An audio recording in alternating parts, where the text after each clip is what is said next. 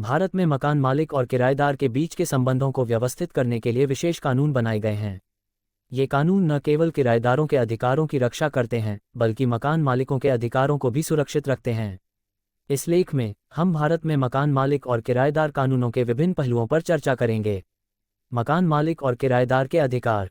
1. किराएदार के अधिकार। किराएदारों के पास कई अधिकार होते हैं, जिनमें शामिल हैं सुरक्षा का अधिकार। किराएदारों को बिना किसी कारण बताए मकान मालिक द्वारा बेदखल नहीं किया जा सकता।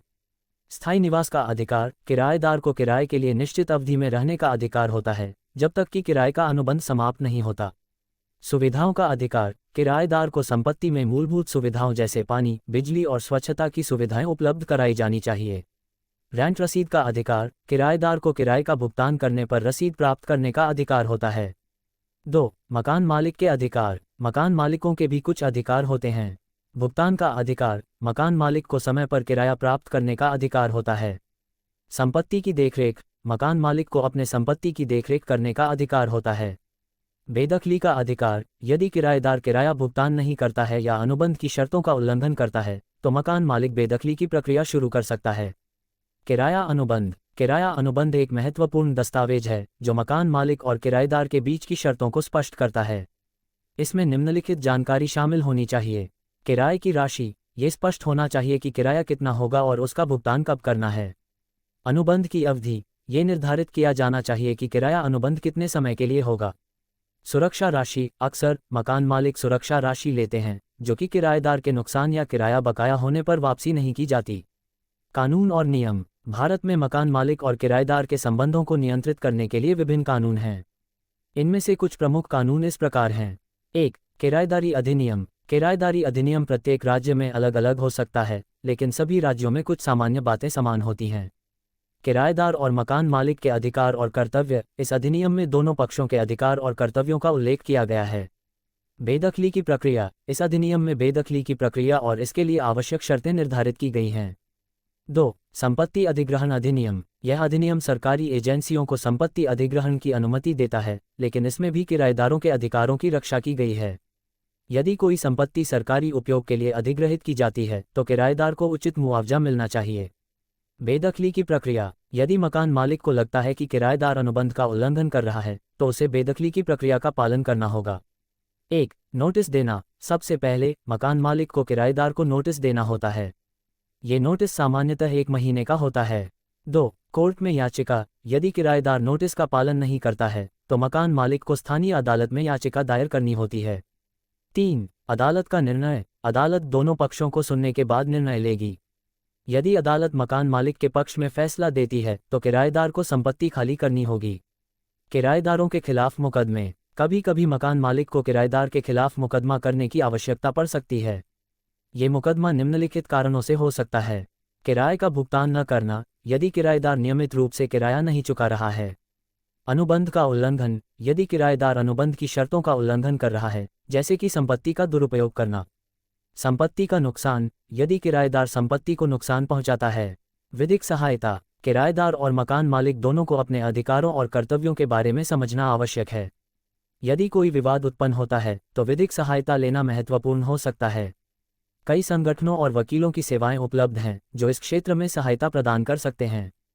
निष्कर्ष। भारत में मकान मालिक और किराएदार कानून एक महत्वपूर्ण भूमिका निभाते हैं।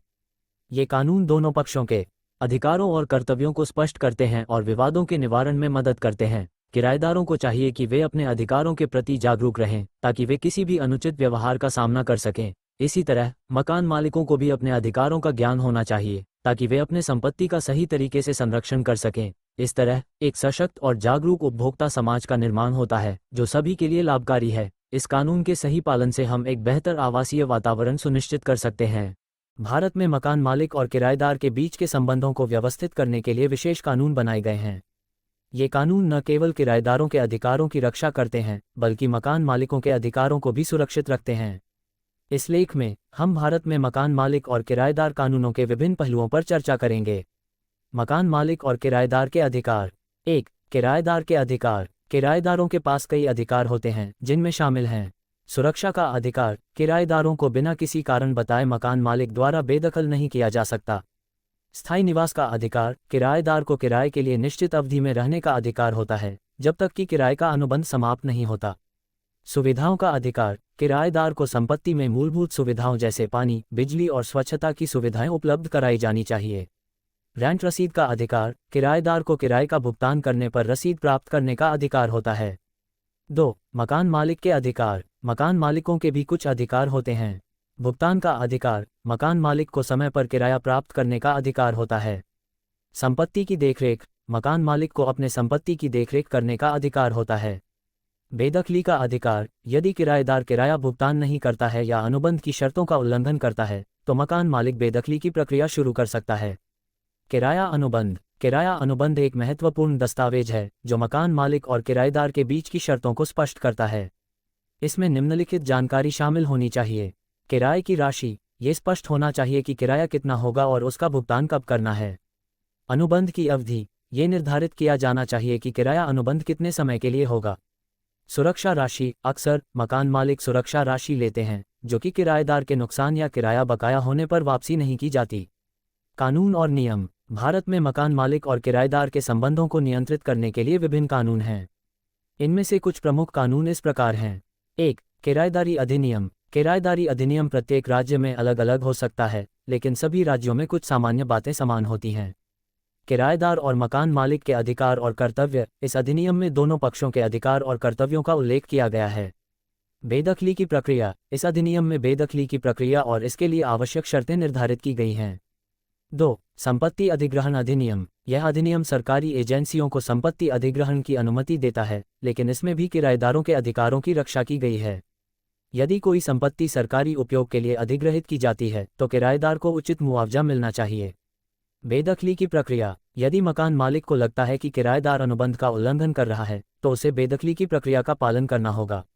1. नोटिस देना। सबसे पहले मकान मालिक को किराएदार को नोटिस देना होता है। ये नोटिस सामान्यतः 1 महीने का होता है।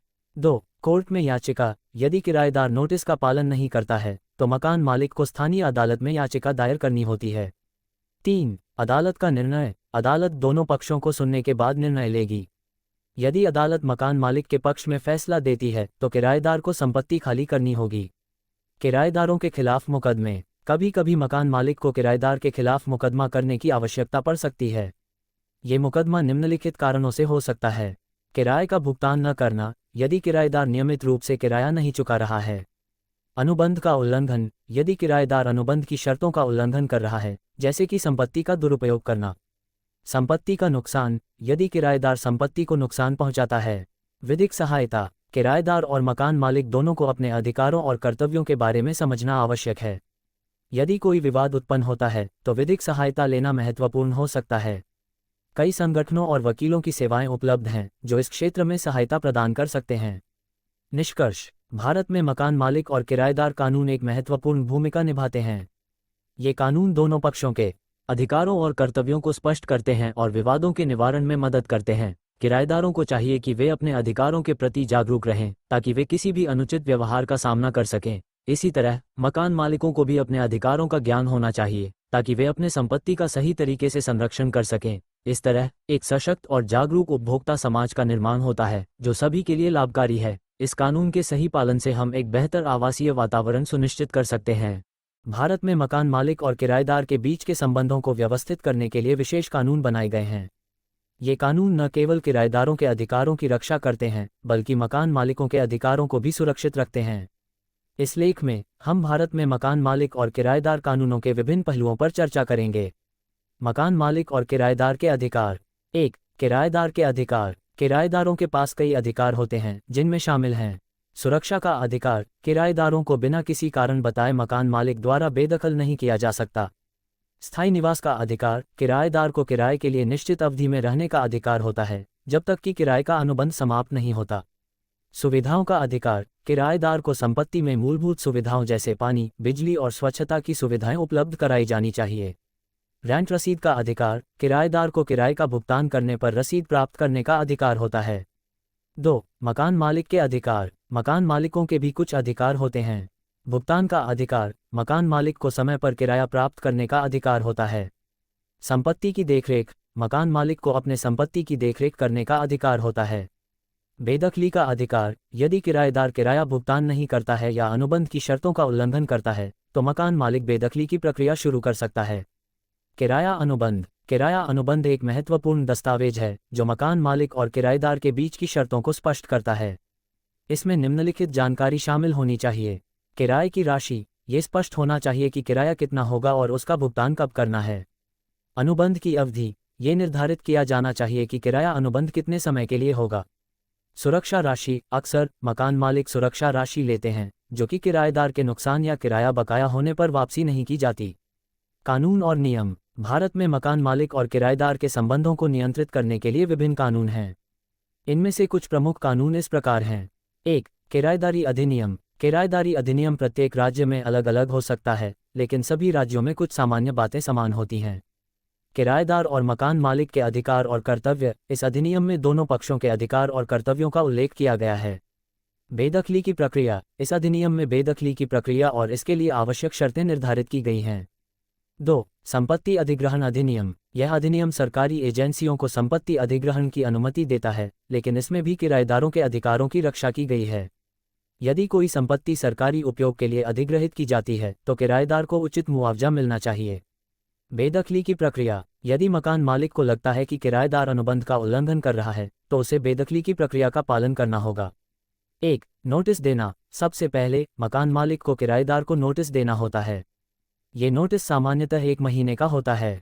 2. कोर्ट में याचिका। यदि किराएदार नोटिस का पालन नहीं करता है तो मकान मालिक को स्थानीय अदालत में याचिका दायर करनी होती है। 3. अदालत का निर्णय। अदालत दोनों पक्षों को सुनने के बाद निर्णय लेगी। यदि अदालत मकान मालिक के पक्ष में फैसला देती है तो किराएदार को संपत्ति खाली करनी होगी। किराएदारों के खिलाफ मुकदमे। कभी कभी मकान मालिक को किराएदार के खिलाफ मुकदमा करने की आवश्यकता पड़ सकती है।